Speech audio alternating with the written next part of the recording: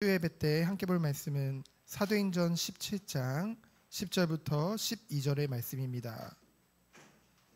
사도행전 17장 10절부터 12절의 말씀을 우리 다 같이 합독하도록 하겠습니다. 밤에 형제들이 곧 바울과 실레를 베레아로 보내니 그들이 이르러 유대인의 회당에 들어가니라.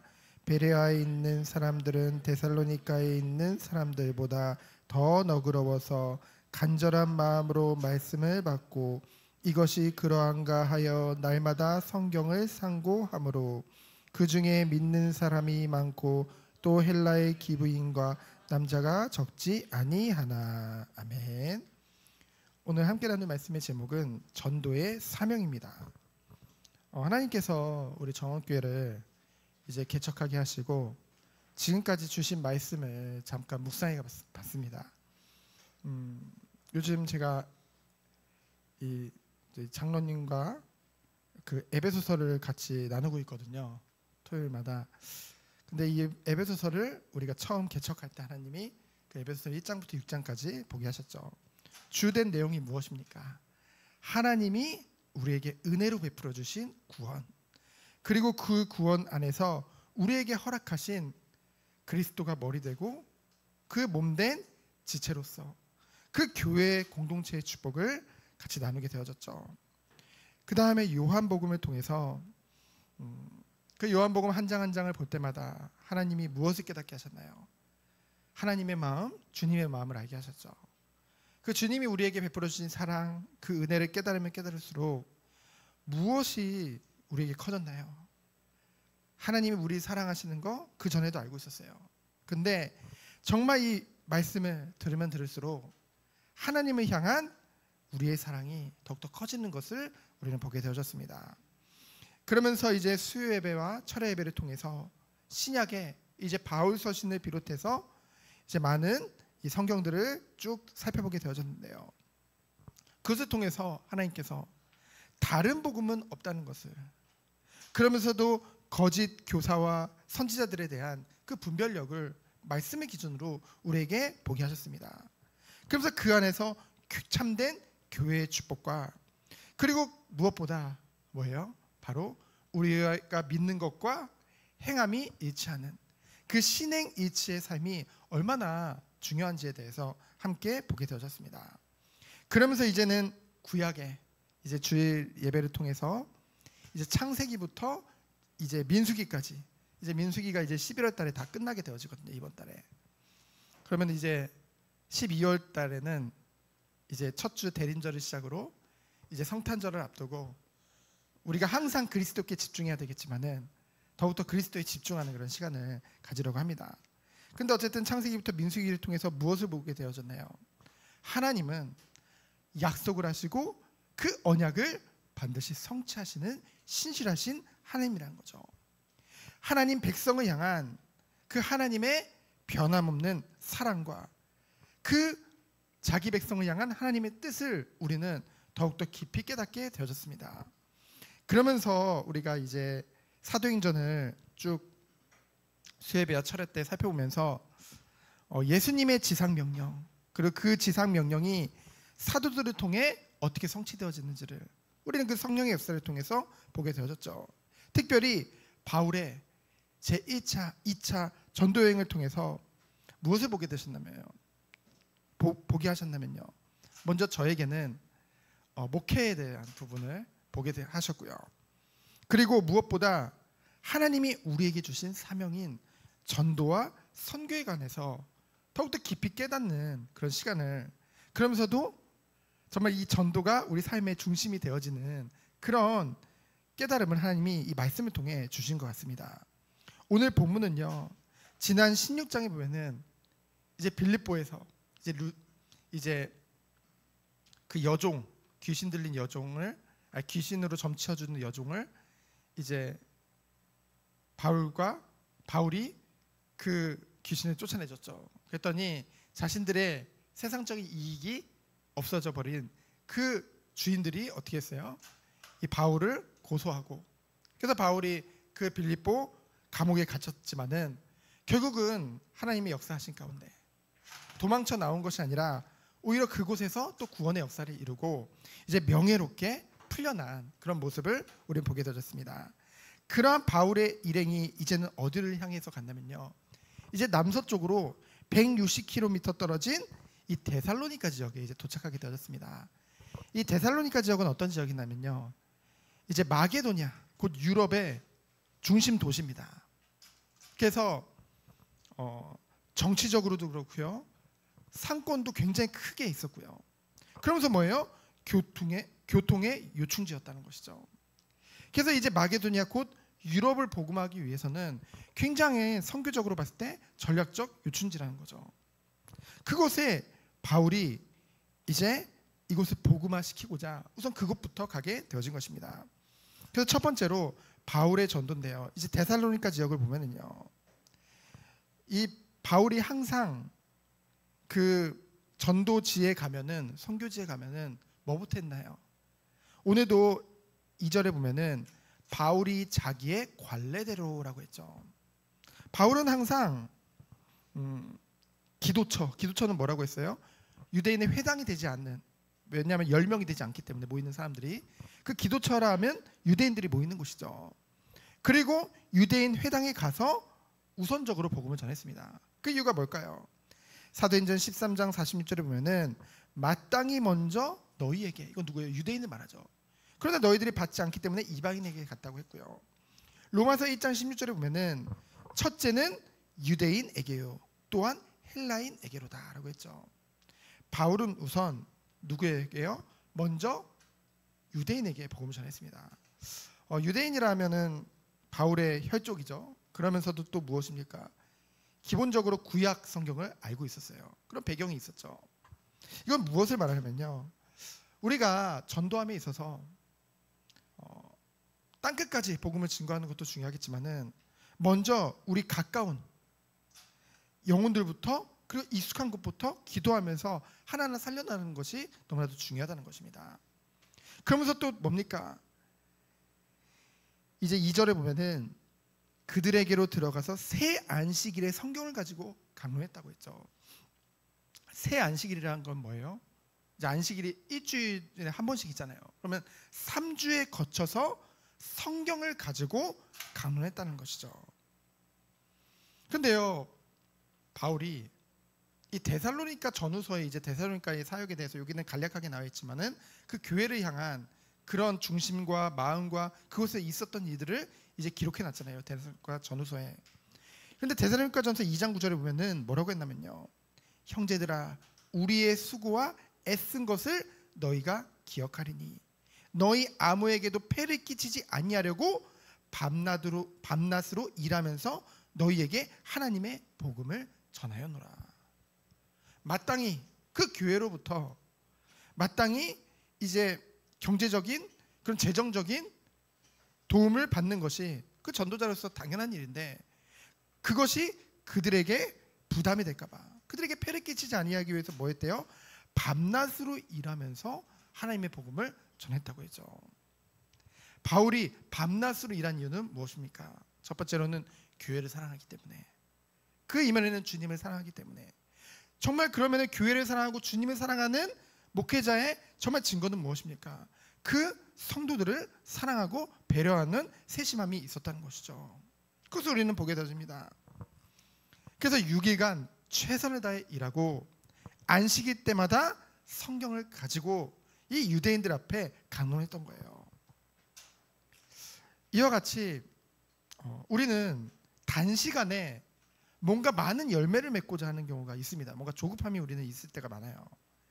근데 바울은요, 이 데살로니가 지역에서도 3주에 거쳐서, 3주라는 시간이 짧은 것 같지만은 사실은 바울에게 얼마나 큰 헌신이 있었는지 우리는 보게 되어지잖아요. 그런데 꼭 사도행전 18장 12절에 보면은 이제 18장에는 이제 고린도 교회를 가게 되는데, 그 지역을 가게 되는데, 그 지역에서는 얼마나 있었대요? 1년 6개월 동안. 그리고 에베소 지역에 가서는 사도행전 19장에 보면은 2해 이상, 2년 이상을 그곳에 머물렀다고 했습니다. 우리는요, 당장의 열매를 바라기보다는 길게 내다보면서 헌신해야 된다는 것이죠. 그래서 시편 126편 5절로 6절 말씀을 우리가 마음에 담기 원합니다. 시편 126편 5절 6절 너무나 잘 아는 말씀이죠. 뭐라고 했습니까? 눈물을 흘리며 씨를 뿌리는 자는 기쁨으로 거두리로다. 울며 씨를 뿌리러 나가는 자는 반드시 기쁨으로 그 곡식단을 가지고 돌아오리라. 우리가 정말로 하나님의 눈물을 가지고 무엇을 위해서 우리가 씨를 뿌려야 되겠습니까? 무엇을 위해 우리가 헌신해야 되겠습니까? 정말로 우리의 잃어버린 형제들, 잃어버린 양들, 잃어버린 영혼들을 위해 때를 얻든지 못 얻든지 이 복음을 증거하는 우리 성도님이 되어지기 축원드립니다. 그런데요, 이제 바울이 이제 복음을 그들에게 증거하죠. 그 복음의 내용의 핵심이 무엇입니까? 바로 예수님의 죽으심과 부활이죠. 그것을 통해서 그들에게 하나님의 구원을 선포했습니다. 근데 그들의 반응은 어땠어요? 큰 무리와 적지 않는 귀부인들이 이제 구원을 받게 되어지죠. 그들에 반해서 뭡니까? 유대인들은 시기해서 소동을 일으키는 것을 우리는 보게 되어집니다. 멸망하는 자들의 모습이죠. 그로 인해서 이제 바울과 실라에게, 이 바울팀에게 자신의 집도 제공해주고 많은 후원을 아끼지 않았던 그 야손과 그들에게 쳐들어가서 어떻게 했어요? 그들에게 가두고 그들에게 이제 협박해서 만약에 너희들이 다시는 바울과의 만남을 하게 되면은 어떻게 될 것이다? 너희들은 큰 벌을 받게 될 것이다. 그로 인해서 이제 보석금을 주고 풀려나는 장면을 우리는 보게 되었습니다. 그래서 추후에 데살로니가전서 2장 18절에 보면은 바울이 뭐라고 고백을 했냐면요. 그러나 나 바울은 한 번 두 번 너에게 가고자 하였으나 사탄이 우리를 막았도다라고 했죠. 이 사탄은 누구를 말할까요? 이 교회를 핍박하는 그 유대인들, 그 종교 지도자들, 거짓 선지자들을 향한 이제 바울의 말입니다. 끊임없이 그들은 이 교회가, 하나님의 교회가, 그 영혼들이 살아나는 것을 끊임없이 해방한다는 것이죠. 그럼 두 번째로 뭡니까? 바울의 전도 베레아입니다. 이 베레아 지역을 이제 가게 되어진대요. 그걸 보기 전에 10절에 보면은요, 이런 말씀이 나와요. 밤에 형제들이 곧 바울과 실라를 베레아로 보내니. 그리고 14절에 보면은요, 형제들이 곧 바울을 내보내어 바다까지 가게 하되, 이런 말이 나오고요. 그리고 15절에 보면은 바울을 인도하는 사람들이 그를 데리고 아덴까지 이르고. 여러분, 이 베레아에서 아덴까지요, 무려 몇 킬로냐면요, 무려 320킬로입니다. 지금도 320킬로라는 거리가 길잖아요. 이때 뭐 자동차가 있었으니까 뭐가 있었습니까? 정말 그 현장에서 얻은 그 형제들과 그 성도들이 바울을 위해서 자발적으로 헌신했던 거예요. 그런 말이 있잖아요. 위대한 목회자 옆에는 돕는 위대한 성도들이 있었다. 저는 이 문장을 묵상하면서 무슨 생각을 했냐면은, 저는 나는 위대한 목회자 되지 않아도 됩니다. 주님 앞에 정말 이름도 없이 빛도 없이 주님께 쓰임받기 원합니다. 그런 기도를 늘 했거든요. 근데 정말로 내가 하나님 보실 때 위대한 목회자로 서야겠다. 왜 그런 줄 아십니까? 왜냐하면은 그 위대한 목회자 옆에는 뭐예요? 자발적으로 정말 돕는 그런 위대한 성도들이 있었기 때문에. 그래서 제가 위대한 목회자가 되려는 이유는 우리 성도님들 한 분 한 분이 하나님 보실 때 위대한 성도들로 한 사람 한 사람 세워지게 하기 위해서, 그것을 마음에 품고 이런 기도를 하게 되어졌습니다. 그때 어떤 응답을 받게 되어졌나요? 베레아 지역에 정말 하나님이 예비하신 그 영혼들의 모습을 우리는 보게 되어지죠. 뭐라고 했습니까? 11절에 보면은 데살로니카에 있는 사람들보다 베레아 사람들이 더 너그러워서, 그렇죠? 다른 말로 하면은 고결하다는 표현까지 썼네요. 그래서 뭐래요? 그들이 너그러웠고요, 순했죠. 하나님 앞에. 그리고 뭐했어요? 간절한 마음으로, 갈급한 심령이 있었다는 것입니다. 간절한 마음으로 말씀을 받고 형식적으로 받는 것이 아니라요. 그리고 뭐래요? 이것이 그러한가요? 날마다 성경을 상고함으로. 하나님이 예비하신 영혼의 모습입니다. 정말 우리가요, 때를 얻든지 못 얻든지 이 복음을 증거해야겠죠. 근데 우리는 누가 하나님의 예비된 영혼인지 모르잖아요. 근데요, 우리가 억지로, 물론 한 영혼을 위한 헌신은 너무나 중요합니다. 하지만 그것이 하나의 나의 고집과 집착이 돼서는 안 돼요. 그렇죠? 어떻게 해야 될까요? 복음을 전했을 때 한 번에 안 받을 수도 있습니다. 그러면 어떻게 해야 돼요? 마음에 품고 기도해야겠죠. 왜요? 그러면서 또 다른 현장을 향해 나아가는 것입니다. 왜 그렇습니까? 이처럼 이 베레아 지역의 사람들 같이 하나님은 이 분명히 예비된 영혼들을 곳곳에 예비해 두셨기 때문에 그것을 믿고 우리는 나가는 것이죠. 그래서 뭡니까? 근데 어떤 일이 벌어져요? 지금 이런 일들로 인해서 많은 또 열매들을 베레아 교회에서 맺게 되어지거든요. 근데 그 데살로니가에서 그 깡패들을 막 데려다가 막 소동을 일으키고 바울을 핍박했던 그 데살로니가에 있는 유대인들이 여기까지 쫓아옵니다. 베레아까지. 무려 80km나 떨어진 이 거리를 마다하지 않고 뭐 하기 위해서요? 이것을 방해하기 위해서. 얼마나 악합니까?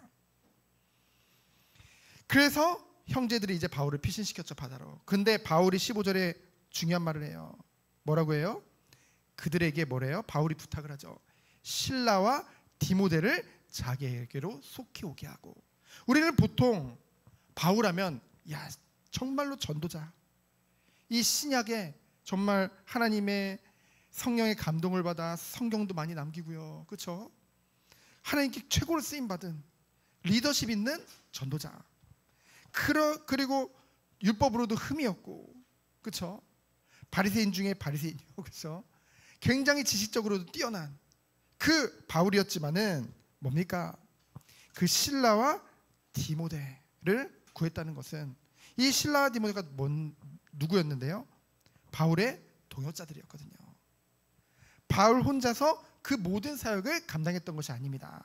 하나님은 동역자들을 붙여주셔서, 그리고 바울은 늘 동역자들과 동역하는 축복을 누렸다는 것이죠.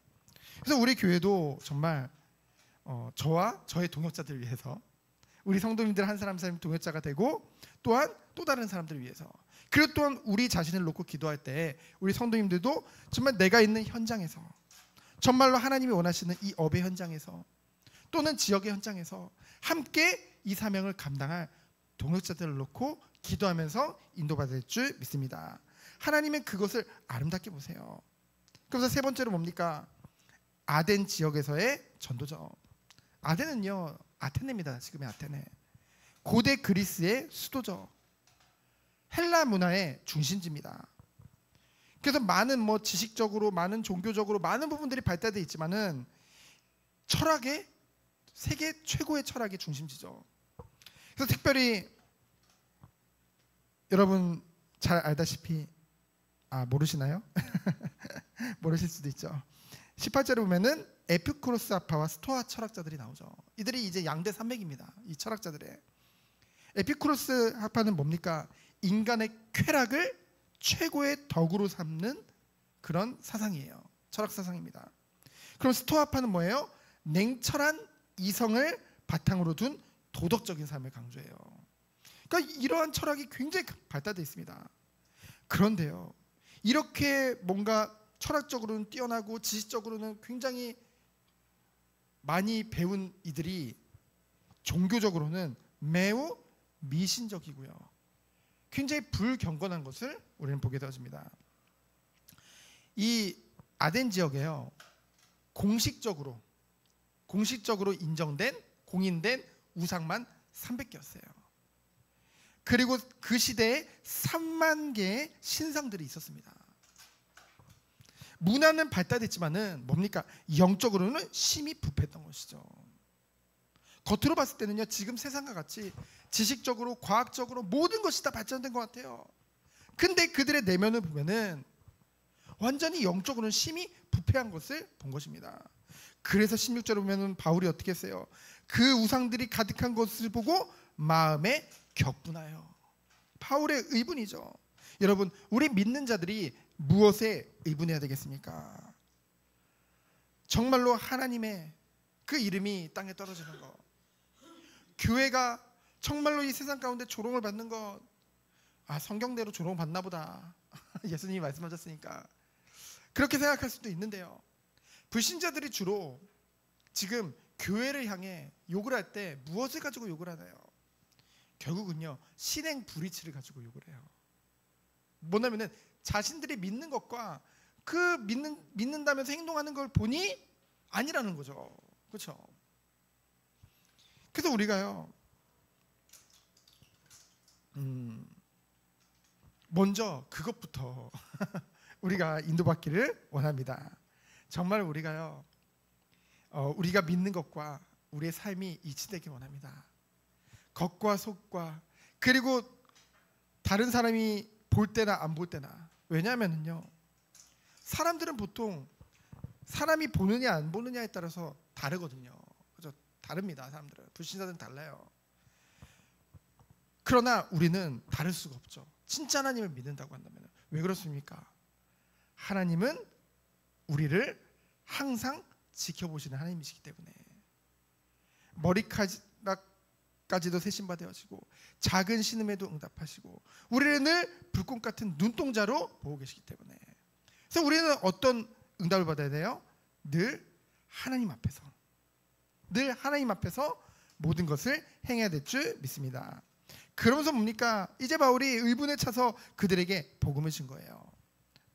유일하신 하나님에 대해서 증거하죠. 그들은 범신론이잖아요. 모든 신들이 다 똑같고, 뭐 니들이 말하는 그 여호와 하나님도 뭐 요만한 신 아니냐, 이렇게 믿고 있거든요. 그들을 향해 하나님이 유일하신 하나님임을 증거합니다. 그러면서 26절 28절에 보면은 하나님과 인간의 관계를 말하죠. 인간은 하나님이 창조하신 피조물인 거예요. 그러면서 예수 그리스도를 증거하며 그들에게 회개를 촉구합니다. 근데요, 그들의 반응이 어땠나요? 바울 보고 말쟁이라고 그러면서 바울을 조롱하고, 그리고 그 가운데 굉장히 소수의 영혼들만 얻게 되는 것을 우리는 보게 되어집니다. 먼저는 아덴에 굉장한 지식적으로 문화적으로 많은 부분들이 발달됐지만, 그로 인한 그들의 교만한 마음과 그들의 강팍함으로 인한 일일 수도 있지만은, 먼저 뭐예요? 우리는요, 늘 알아야 돼요. 지식으로 전도하는 것이 아닙니다. 우리가 변론으로, 지식으로 전도하는 게 아니라는 것이죠. 우리는 무엇을 의지해서 전도하는 겁니까? 바로 성령을 의지해서 하나님이 주시는 마음을 가지고. 정말로 의분 중요해요. 하지만 정말로 성령의 인도를 받아서 이 모든 것을 인도받아야 될 줄 믿습니다. 그러면서도 우리는 늘 기도해야 될 것이 있어요. 정말로 현장을 보며 요즘 사람들이 얼마나 교만하고 거만합니까? 잠언 16장 18절에 보면은 뭐라고 말씀하셨어요? 교만은 패망의 선봉이요 거만한 마음은 넘어짐의 앞잡이니라. 이것은 불신자들 뿐만이 아니라 우리 또한 마음에 새기고 이러한 인도를 받아야 될 줄 믿습니다. 그럼 마지막 결론은 뭐예요? 우리는요, 하나님이 어떻게 역사하실지를 몰라요. 우리는 알 수 없습니다. 그렇기 때문에 우리는 항상 디모데후서 4장 2절 말씀과 같이 때를 얻든지 못 얻든지 복음 증거의 사명을 늘 감당해야 될 줄 믿습니다. 여러분, 지금 갈수록 우리나라의 기독교 개신교의 인구는, 개신교 신자들은 계속 줄어들고 있습니다. 그리고 이 다음 세대 아이들 보면은요, 완전 미전도 종족이래요. 지금 대학생들부터 완전 미전도 종족이라는 표현을 씁니다, 우리나라에게.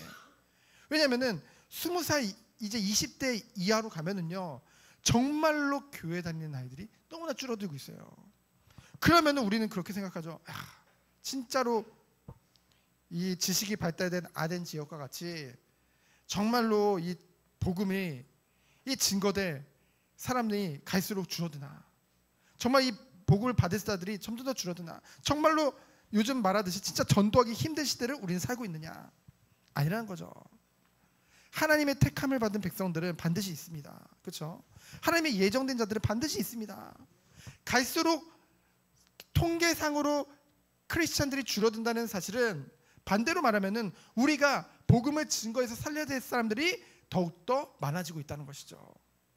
그러면 우리는 어떤 축복을 누리게 되겠습니까? 정말로 때를 얻든지 못 얻든지 복음을 증거하는 그런 삶을 살아가길 원합니다. 정말 우리 곁에 있는 자들을 놓고 기도하며 그들에게 복음을 증거하길 원합니다. 이 축복이 우리 모든 성도들에게 있기를 예수 그리스도 이름으로 축원드립니다. 시간 기도합니다. 하나님 감사합니다. 정말 때를 얻든지 못 얻든지 정말 하나님 주시는 마음을 가지고 정말로 영혼을 놓고 기도하며 전도의 사명을 감당하는 우리 모든 성도님들 되도록 주께서 축복하여 주옵소서. 살아계신 예수 그리스도 이름으로 기도합니다. 아멘.